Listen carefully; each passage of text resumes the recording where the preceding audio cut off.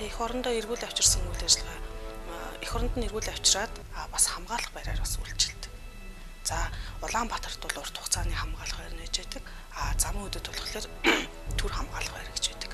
Замын үдийн тэр түр хамгаалах байр бол ерөөсөө хохирогчийг аюулгүйгээр нэг 7 хоног юм уу 14 хоног байрлуулж гаад тэгээ эргээ шууд Улаанбаатарынхаа хамгаалах байр руу шилжүүлэх үйл ажиллагаа хийдэг. Швейцарын хөгжлийн агентлаг хүний аюулгүй байдлын судалгааны төв гэсэн энэ хоёр байгууллагын дэмжлэгтэйгээр хоёр хамгаалах байр байгуулсан. За энэ хамгаалах байраа байгуулснаас хойш одоо нэлээд олон хүмүүст одоо үйлчлэгээ үзүүлсэн те энэний бүхий л урсгал зарлуудыг одоо энэ хоёр байгууллага хариуцсан гаргаж байгаа.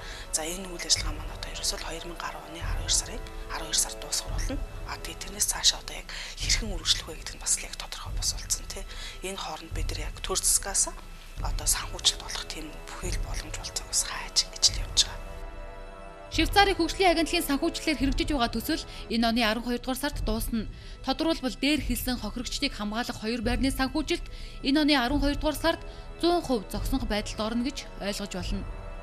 Нэвтрүүлэг эхлэлнээс өдөө хүртэл Монгол Улсын засгийн газар төрийн байгууллага гэсэн үг сэтгүүлч миний амнаас унаагүйг үзэгчтэй анзаарсан бизээ.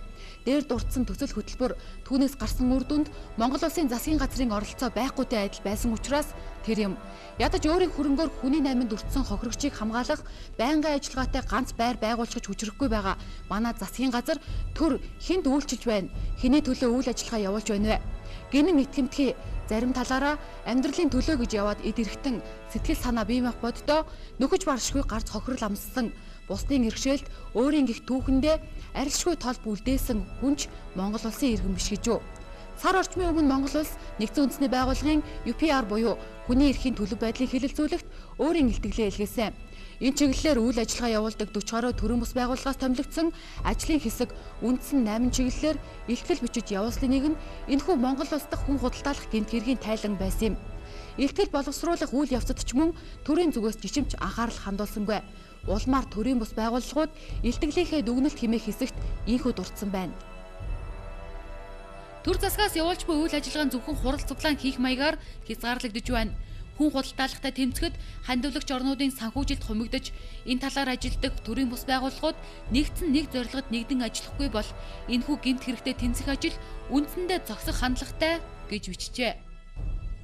Тухайн энэ гэмт хэрэгт одоо өртөж байгаа гэдэг юм хохирогч нь болж байгаа хүмүүсийн сэтгэл зүйн байдлыг яалтчгүй судлах юм хэрэгцээ шаардлага бол нийгэм байгаа.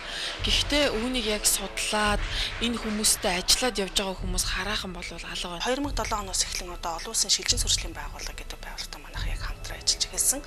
За энэ дээр л яг хүн худалдаалах гэмт хэрэгт өртсөн хохирогч руу чиглэсэн бүхий л үйл ажиллагааг тэдэн олон улсын шилжин сурчлалын байгууллага хариуцаж гаргадаг. За Монгол улсын төр засгаас бол энэ дээр бол ямар ч зардал бол санхүүжилт бол байхгүй. Наацх нь хамгаалах байрны зардал, урсгал зардал гэж байдаг те. Энэ бүхэн дээр бас ямар ч төрийн зүгээс дэмжлэг байдаггүй. Яг үүндээ бол хүн худалдаалах гэмт хэрэгээс урьдчилан сэргийлэхтэй тассан зогсоох чиглэлээр бол ерөөдөө олон улсын байгууллагууд илүү идэвх чармайлтай ажиллаж байгаа. Дотоодын төр засгийн зүгээс бол тийм дөрвтэй тийм санхүүжилт гаргасан юм уу те. Тийм чиглэлээр үйл ажиллагаа явуулсан юм л тогтвол алга байна да. Хохирогчийг хамгаалах систем манад бараг байхгүйтэй адил байгаа учраас тэд зөрчигдсөн эрхээ сэргээхийн төлөө цагдаа шүүхэд хандах нь ховор тохиолдол. Зориг гарган зарга үүсгэлээ гэхэд удаан хугацааны турш цагдаа сэргийлэхээр явхаас эхлээд дарамт шахалтад өртөх, цаашлаад хэргийг нь хэрэгсэхгүй болгох хүртэл тохиолдол Монгол улсад энүүхэнд бий. Гэмт хэрэгтнүүд энэ хохирчдод маш их сэтгэл зүйн ялангуяа дарамт шахалт үзүүлдэг. За энээс болоод одоо нэг юм гашуун сургамж байдаг юм.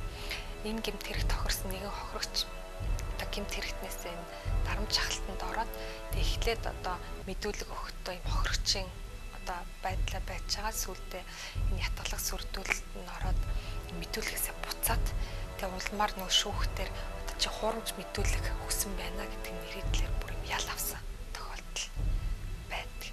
Ирж байгаа хүмүүс бол өөрсдөө хохирчихсан эргэжээд хохироод ингээд нөгөө хүлээж авч байгаа нийгэм бол бас төдийлөн тийм сайн биш. Тийм учраас нөгөө хүмүүс маань улам одоо өөрийнхөө хохирлыг барагдуулах гэж хөөцөлдөж явахаасаа илүү тий за одоо энийг ингээд хурдхан одоо болийг зогсооё гэдэг юм уу тий тэр асуудалтаараа илүү санаанд зовсон, сэтгэл санааныг өнгө хямралд орчихсон тийм ээ, өөрөө эдийн засгийн хувьд бас төдийлөн чадах байхгүй. Ийм л ерөнхийдөө эмзэг бүлгийн ийм л хүмүүс байдаг тийм. Айгу тийм ээдрэ маргаантай асуудал байдаг учраас ерөнхийдөө айгу буцах тийм ээ. Давзаалдаад нөгөө талын давзаалдан тэгэл давзаалах шитэн шүүгээс тодорхой юмнуудыг тодруулах шаардлагатай гэдэг үндслээр буцах тийм ээ.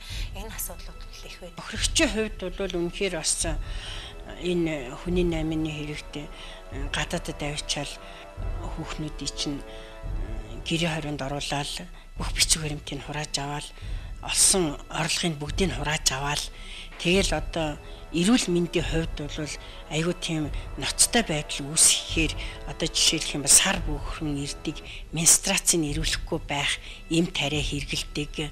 За тэгэл тэрийг зогсоодог. За одоо тэгэл тэр эргэтэнд нь силикон шахаал те хүүхэнд нь силикон шахаал одоо тэгэл энд янз бүрийн одоо юм нэг хүний өөс хэвийг дарах мис цасалд оруулдаг энэ төргээд энэ хохирогч нарын эрүүл мэнд бол үнэхээр хохирохоор тийм юмнууд хийм билээ үнэхээр одоо тэгээд яг тийм юу хийлэгч гэсэн хохирогч нар ирээд одоо ингээд тэр ялагдагч нар бол ялаа аваад явсан. За тэгээ хохирогчийг одоо яаж ийна? За тэр хохирогчийн эрүүл мэнд одоо цаашид одоо энэ хүнд гим хор учирсан уугүй юу гэхээр тэрийг бол хохирогч нар ч өөснөө тэгж хөөцөлддөггүй. За хохирсон гэдэг замын зардал барилдал нэг хэдэн төгрөг аваад тэгэл тэрийг гаргуулж өгөөл тэгэл салаад тэр эрүүл мэндээ ерөөсөө анхаарахгүй үлдчихдэг. Нийслэл дүүргүүдийн шүүхээр шийдвэрлсэн хэрэгээс одоо дурдъя. 2001 оны 3 дугаар сарын 26-нд Оросын албаны улсын иргэн Сократов Максимд Монгол улсын иргэн 2 эмэгтэйг худалдсан гэх үндэслэлээр 6 жилийн хорих ял. 2005 оны 6 дугаар сарын 28-нд Бүгд найрамдах Хятад улсын иргэн Ли Янфэн, Го Инжуй, Ван Чинфэ нарт Монгол улсын иргэн 13 охиныг өндөр цалинтай ажилд оруулна гэж мэхлэн Бээжин хотод аваачиж биеийг нөлөөсөн гэх үндэслэлээр 1 жилийн тэнцэн харгалцахаас 2 жилийн хорих ял оноос нь хоригдол Янфэн шүүгэн шийдвэр гүйцэтгэх ерөнхий газрын харьяа 421-р ангиас оргон залжээ. Мөн 2006 оны 1-р сарын 10-ны өдөр Монгол улсын иргэн Дүлмад 7 эмэгтэйг Макаод аваачиж 3500 Америк доллараар худалдсан. Дахин 10 эмэгтэйг худалдахаар завдсан гэх үндэслэлээр 10 жил 10 хоногийн хорих ял оногдуулж 3500 Америк долларыг хураан улсын орлого болгохоор шийдвэрлсэн. 2008 оны 2 дугаар сард Монгол улсын иргэн ЭЭ нарт мөн хэрэгээр 10 жил 10 хоногийн хорих ял оноосон бол Монгол улсын иргэн инх чимэгт 2 удаагийн үйлдэлээр 3 охиныг өвөр Монголын өртөө засах орны иргэдэд худалдаасан гэх үндэслэлээр сонгон найрхан дүүргийн шүүхээс 10 жилийн хорих ял оногдуулжээ. Сүүлийн үеийн томоохон хэрэгээс дурдвал мөнгөний бүр бат гихчээр толгойлуулсан бүлэг этгээдүүдийн хэрэг байна.